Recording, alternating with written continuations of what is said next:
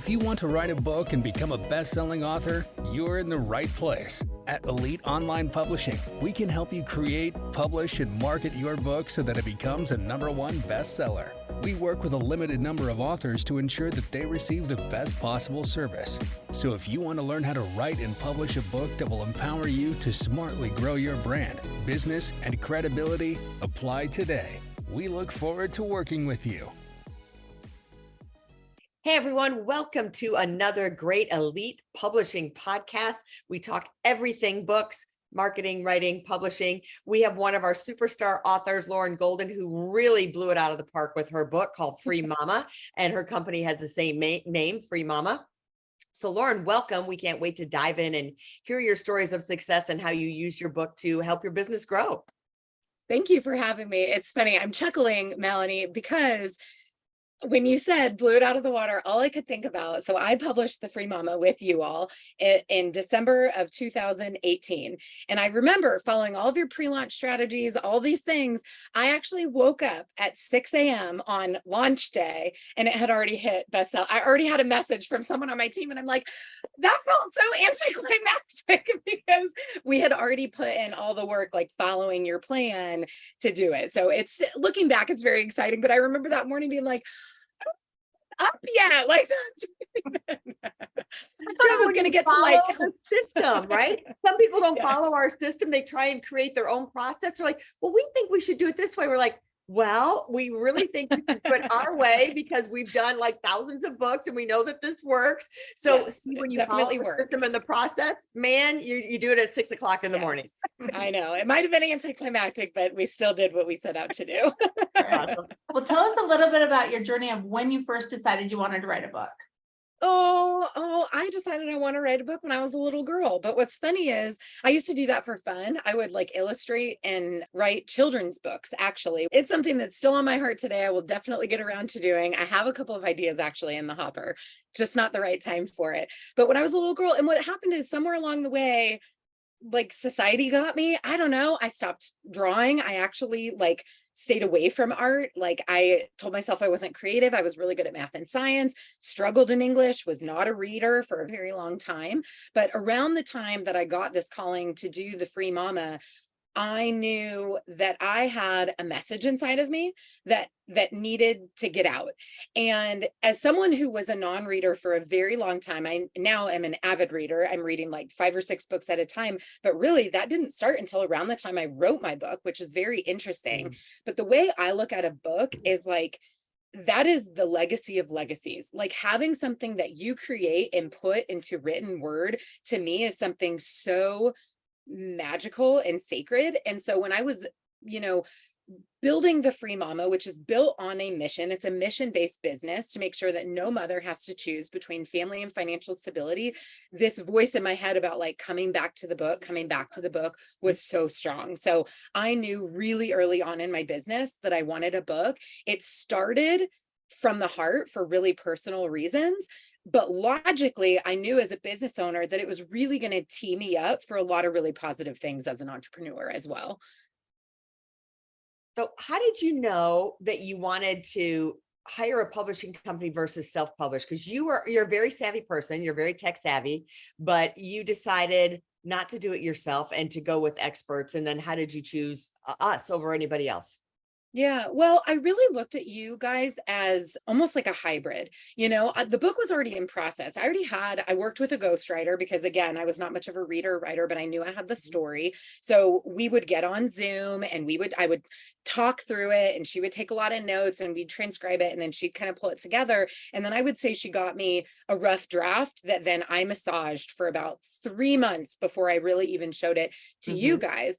For me, the reason I outsource anything is about speed. My very first side gig when I was 22, 23 years old, I worked as a wedding planner, but I actually would always call myself a wedding coordinator because I didn't do all the design and the whatever. I was really good at getting people who were experts in their field, the photographer, the florist, the baker, all of these things together to oversee the project and managing it and finding people who were trustworthy and the best in their field. And I've really taken that into entrepreneurship as the leader of The Free Mama. And that's what I saw collaborating with you all like? You've done it. You're the experts. You know the process. You're not going to mess it up. You have, you can guarantee an outcome because you know what's required to get there. And yes, I am savvy. I could figure it out. But to me, when I invest in partners, I'm investing in speed, and I'm investing in making and maximizing the benefit and the result that I'm actually going to get. So to me, it was a really no-brainer decision. Again, I had done some of the front end work. A lot of the marketing that we worked on, I felt was really collaboratory. You guys had your process, and it was like, cool, got it. I can run with it with my team because I understand marketing. That's what I do. But to kind of take those things. But as far as like the author page and the self-publishing and how do you find a copy editor and what are the like, I didn't know that. I didn't have to touch it. I didn't have to worry about it. I didn't use any of my time or energy thinking about it, which made me able to really stay committed into my business, on my clients and my team, and knowing that I could trust you guys to handle the stuff that I didn't want to be involved in as much. All right, awesome. And then tell us what happened after you became bestseller. And it was early in the morning. I got dressed. No, just what kidding. happened? Yeah, what happened after that with your book? Like, how did it help you propel your online courses? It was really interesting. So around that time, I was selling one online course that was our core product for 3.5, 4 years. And behind that, if someone wanted to work together, not just do the self-study of a course, but work together, they would join my program, which was very creatively called group coaching. And it was really interesting because I would say for about a year after we first published the book, not continuing to do any major launches, not sending any traffic to Amazon. In fact, we actually digitized the product to keep it digital, which my whole business is virtual, so people could get it through my own website and funnels and off Amazon. So it wasn't even still a major part of our marketing strategy, but still 12 months later, people would come in group coaching. I would meet them and ask how they heard of me, and they would tell me that they read my book. So it was really powerful because a lot of people in kind of more the e-learning space, I think, take this really tactical approach, and my book is really a hybrid where there's a lot of story, there's a lot of emotional connection, there's a lot of that. It can be used in marketing and sales. For me, it was just telling my story, but it's coupled with those first steps and some strategies and time management and how do you do this while being a mom. But it was like sitting down, I think, and a lot of the reviews say it's like sitting down and talking to a friend. It feels comfortable, it feels relatable, it doesn't feel like a working book, like a textbook. And so I think it did a really good job of producing those sales for me. At being an author, by the time they would go to my webinar, my Facebook group, they were already sold because we felt like friends by the time they had finished my book. Yeah, they get to know you already. They know, like, and trust you just with that, hearing your voice in the book to them. Yes. And it's that step, and they already have the familiarity. Do you feel like a book has longevity for the marketing? Like you say, it was 2018, so yes. That's 5 years ago. How do you feel like it continues to work for you? Do you believe in it as a long-term marketing? Because we said it's an investment, right? You're making an investment of time and money to get the book published. Yeah, I totally do. And I actively chose not to keep Amazon as my strategy. There was a little bit of that, like, we always know it's available there. We can get some organic sales. We can always go back to it. We got the blue check mark of best-selling author, and all of those things are really great. My strategy just as a business owner shifted, but I have a funny story for you. So I'm actually standing in an RV right now because we're taking Free Mama to a whole new level as a family, and we are now traveling full time. And before I left, we had to clear out our whole house because we're renting it. And I had some like author copies that I still had that I've used at events. I've ordered new ones. For a while, we were shipping physical copies, and then I realized I don't want that job. Amazon can have that job. So I've done a lot of things throughout the years, and I had maybe, I don't know, a dozen copies sitting at my house. And so I made one post on Instagram, and I was like, if you want a free signed copy personal to you of my book, you just pay for shipping. And they were gone like that. Like, they were gone immediately. People want that. And some of them were people that I recognized, so they were in my community already. But some of these were people who I don't know. I didn't know they were following me. I didn't know that they were paying attention. And so for people, years later, whether they knew me or they didn't know me, to be willing to follow a Stripe link to pay, $7 to cover the cost of me shipping it from home, I think still says a lot, because like I said, I think a book is so sacred. Having that print word, it lasts forever. And knowing how special my book was to me and my belief system and the impact that I want to have in the world, I absolutely think books have longevity. Awesome. And I love that you are doing the minimalist approach now and traveling full time in an RV. So tell us a little bit about that journey and how long you're just starting, right? Well, we're just starting, but we actually bought our first RV. We're on our second one. Our family has grown. Literally, our three kids are bigger. My youngest was 3 the first time we went, and now she's 6. So everybody's kind of, it's 3 years ago. And we also have pets now that we didn't have before. And so when we first went, though, we bought our first RV 2 weeks before COVID shut down the world. Obviously, we had no idea that this was going to happen, and we almost didn't go. And what's really interesting is that for us, this RV lifestyle really started as something that my husband and I thought that we would do when we retired. We thought it would be like at the end of our lives, our kids are gone, we'll go do it. And we realized, we're both self-employed. We both run virtual businesses. And we realized that it was really just what society was telling us to do was holding us back. So we started this adventure. We used to only travel in the summers, about 6 to 8 weeks. And we had a really difficult year last year, just in our personal lives. Stuff happens. And it really made us wonder, what if we just did things differently?